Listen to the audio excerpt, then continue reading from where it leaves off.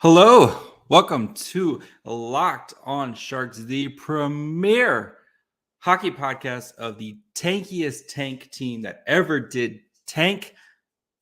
And William Eklund scored his first goal. The Sharks lose to Columbus. There's a lot to be happy about. So all that and more on tonight's live edition of Locked On Sharks. You're Locked On Sharks, your daily podcast on the San Jose Sharks. Part of the Locked On Podcast Network, your team every day.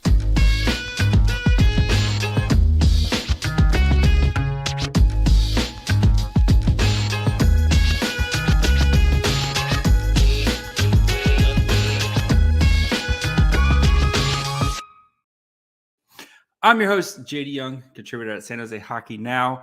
And I want to thank you for making Locked On Sharks your first listen. We're free and available wherever you get podcasts. And of course, you can watch this on YouTube. And you guys are going to start filtering in right now as we're doing a live show. Again, if you haven't subscribed yet, now's the perfect time because we cover your team every day. And William Eklund scored his first goal. Let's go. Before we dig into tonight's episode, talking about William Eklund, talking about where this puts these Sharks in the tank, all that fun stuff, I do want to let you know that this episode is brought to you by FanDuel Sportsbook, the official sportsbook of Locked On. Make every moment more. Visit FanDuel.com/LockedOn to get started today. And our boy did it. This was the perfect game for a team that's been threading the needle all season, right? Of being super fun and exciting.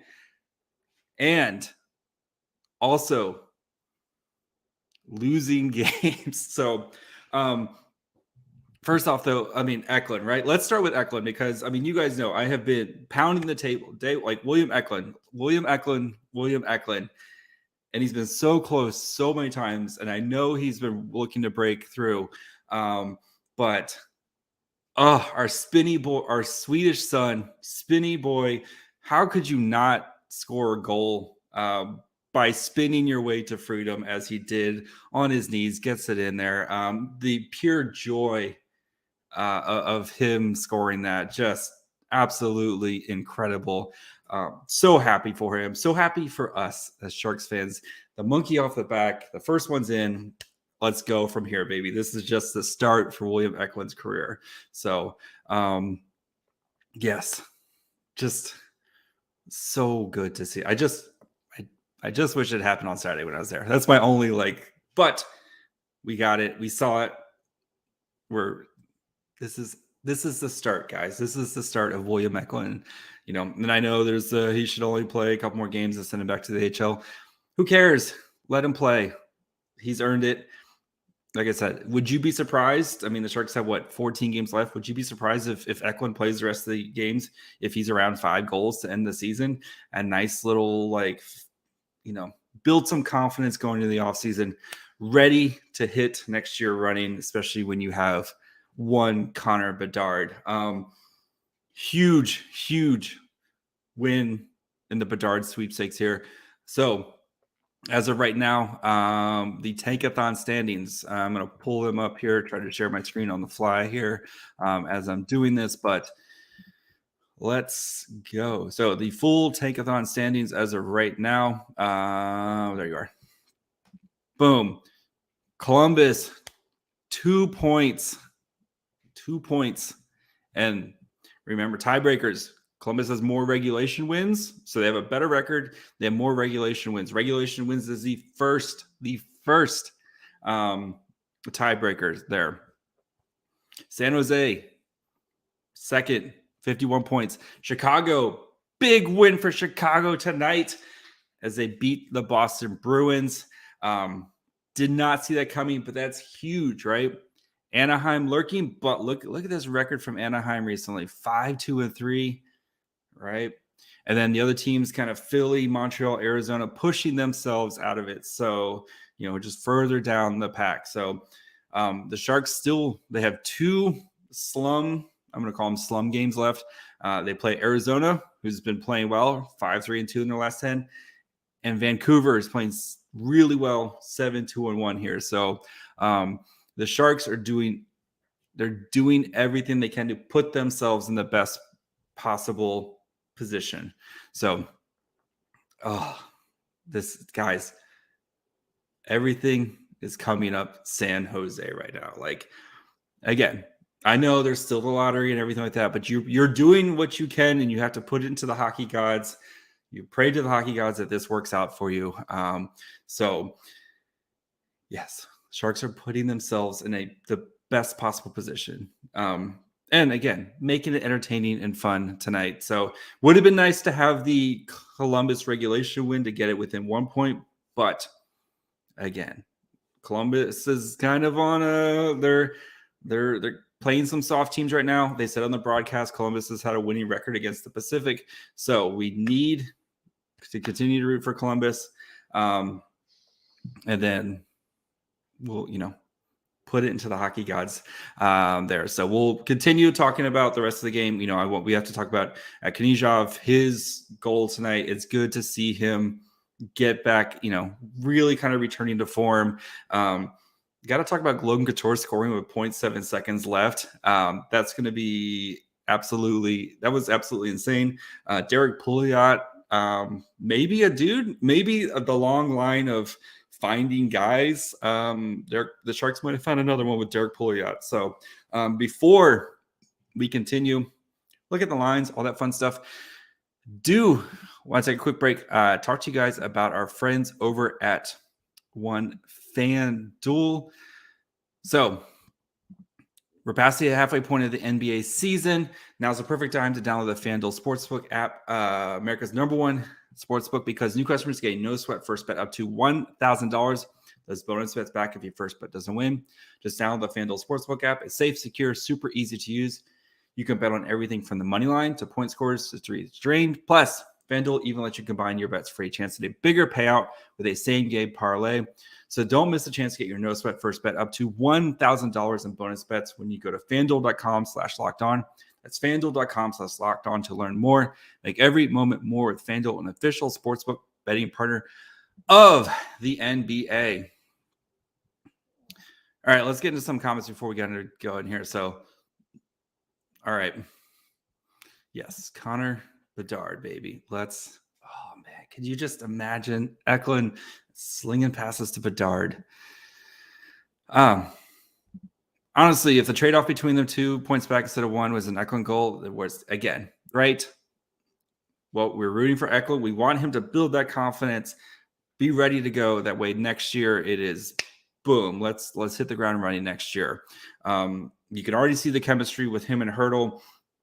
Now, if you add a Bedard, oh baby, we are ready to go. And still 2 games in hand against Anaheim soon. So, let me check. So, remaining games right now, San Jose has only 14 games left. Oh, that's great. That is great to see. Anaheim has 15. Columbus has 16. So, there is still plenty of points to be had for some of these teams here. So, again, let's pray to the hockey gods that this could happen. So, let's talk about Knyzhov. Like, how great was that? This guy who's, as a rookie, easily became a fan favorite, right? Just being that partner with Erik Carlsson, just Knyzhov, came out of the gate and then just basically lost 2 years of hockey, right? Multiple, I think it was sports hernias, an infection, and then tearing his Achilles last season, or in the summer. Like this, you had to know that goal must have felt so good for him. I don't know how with the Masterson, which is the award for kind of the perseverance. I don't know what the qualifications are, but I mean, you have to think for him has to be at least in the running, or at least in the conversation for everything he's gone through the past 2 seasons.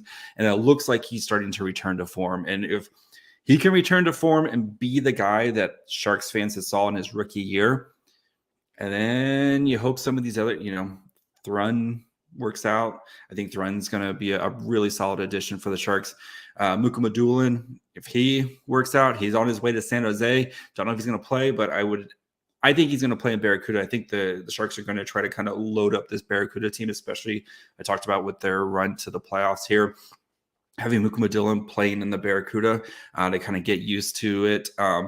And you talk to scouts and they say it's easier for the defensemen to go from the bigger ice to the smaller ice because for them, that's just less ice that they have to cover. So hopefully his game will be able to transition quickly there. But, the Sharks blue line, and then Havlid coming over, like you can start to feel pretty good about the future of the Sharks blue line. I still think they're missing that grade A prospect, right? That who's your next quote unquote Erik Karlsson? Nobody's gonna be Erik Karlsson, but who's that quote unquote next Erik Karlsson for them?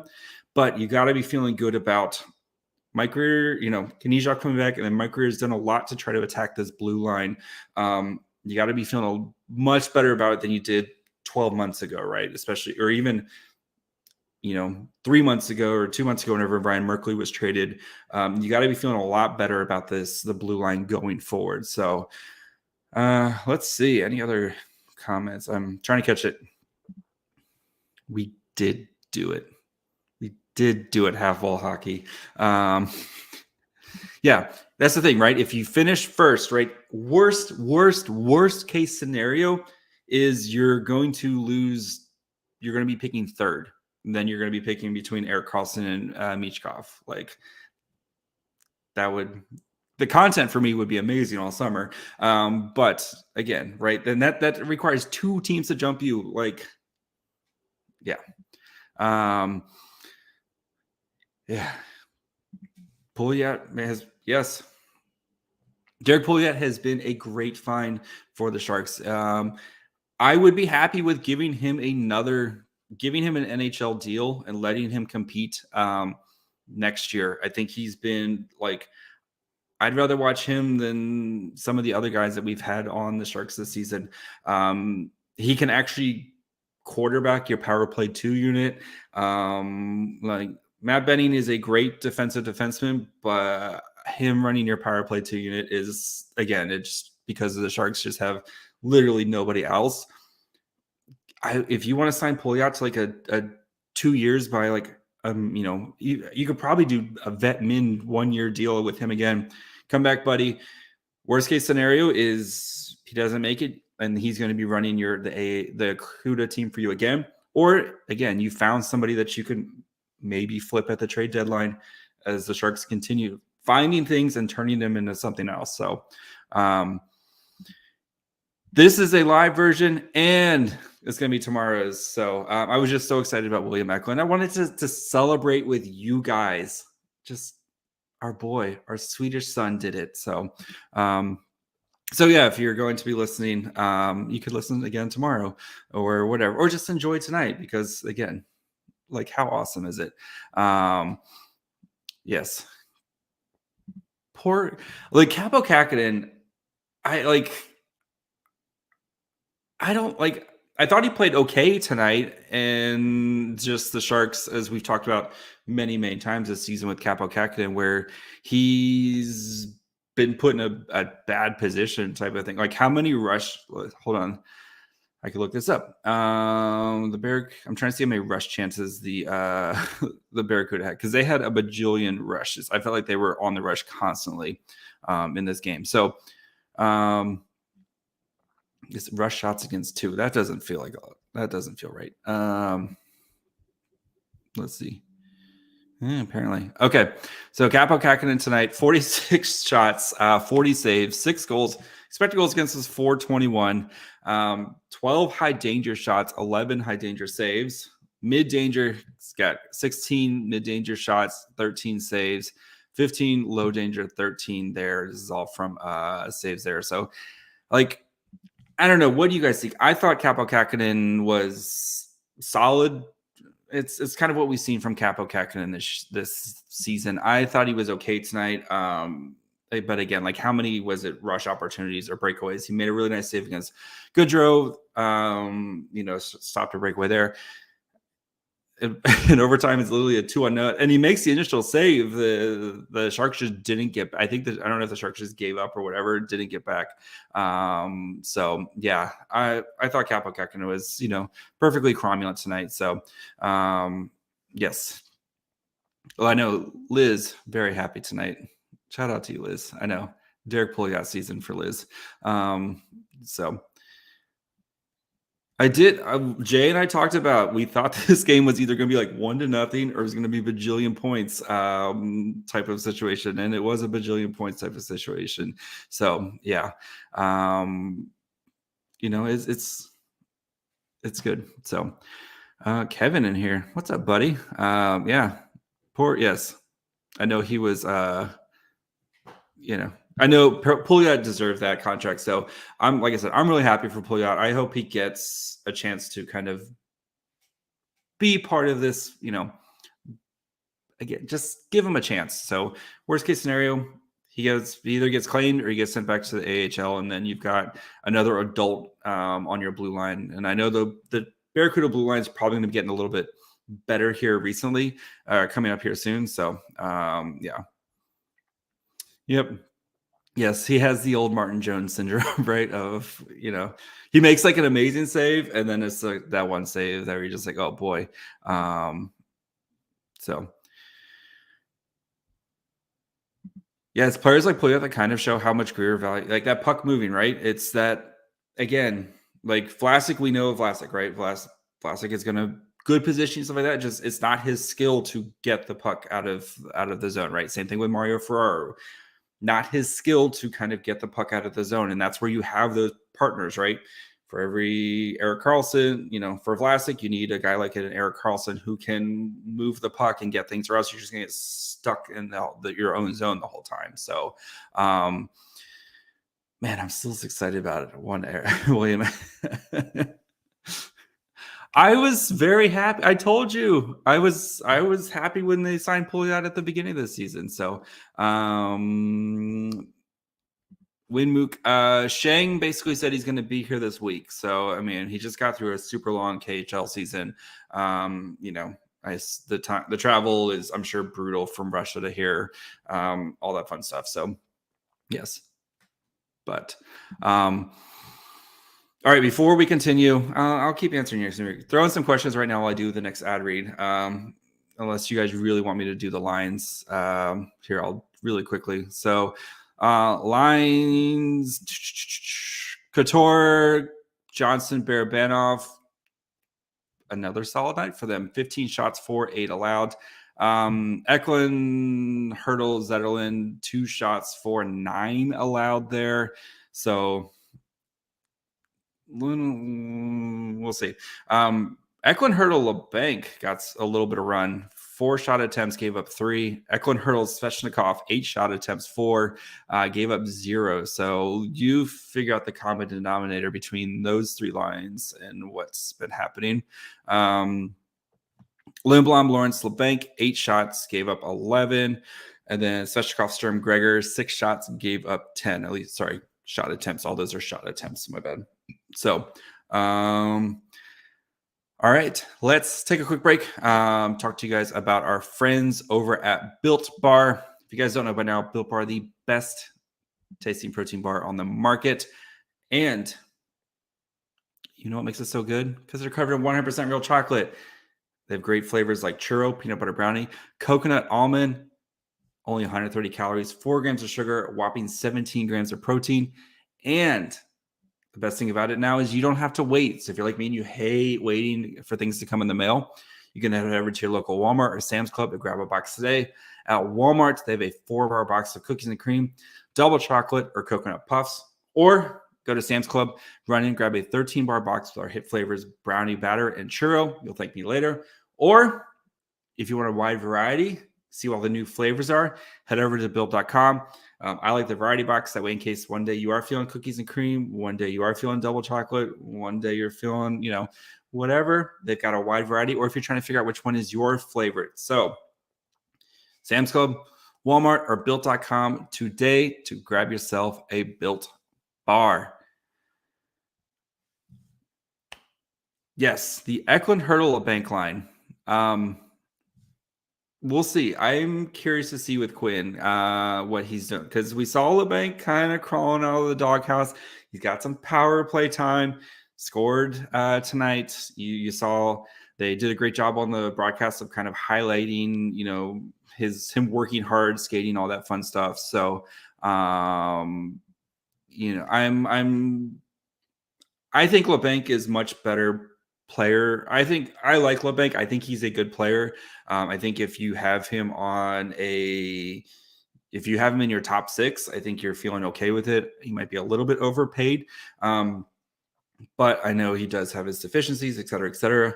But I think Lebanc is a solid player who's probably just a little bit overpaid. Like if Lebanc was making like $3 million, it would be whatever, right? But he's making almost 5. So that's my thing. So let's take some other questions here. So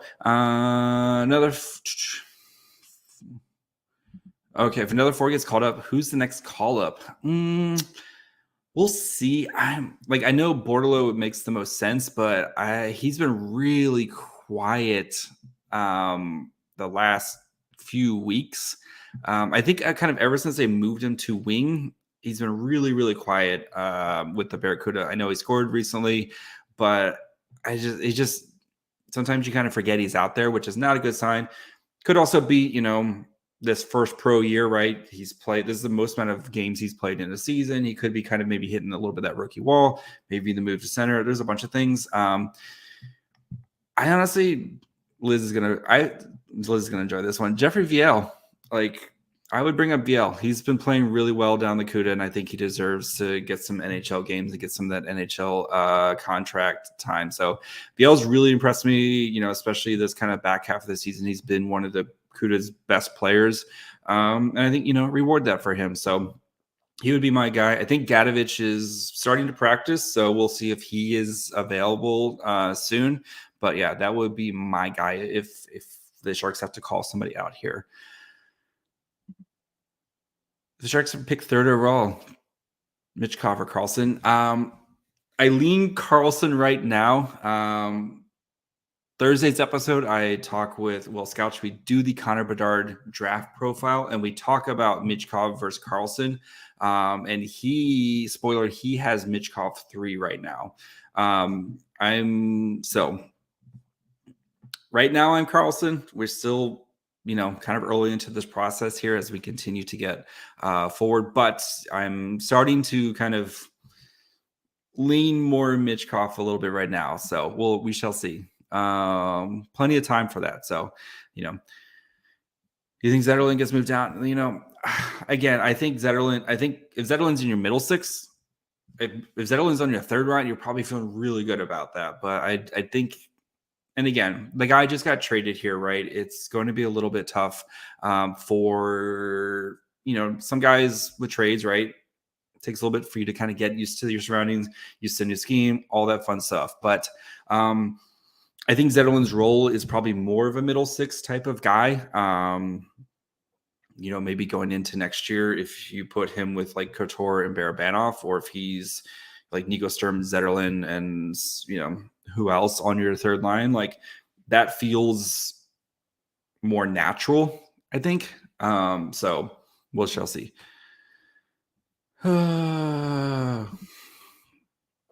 The news of Andrei Svechnikov missing the rest of the season, is there a better path for the Devils to win the Metro Division? If they do, the 2024 first round may be obtainable.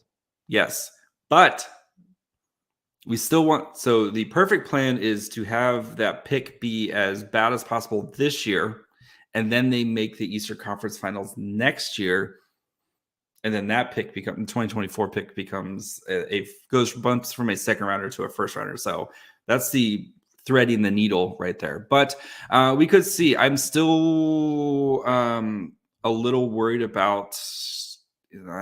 I'm not going to say anything about the Devils because the Devils fans are crazy and like to clip everything I say. But they're going to be playing the Rangers, and that series is going to be, if they don't pass the Hurricanes, you got to play the Rangers like that. That's going to be an insane battle. But we shall see. So, Sneaky choices, VL. See, Liga, yes. Say Liz is giving me a hard time here. So why does anybody want to get called?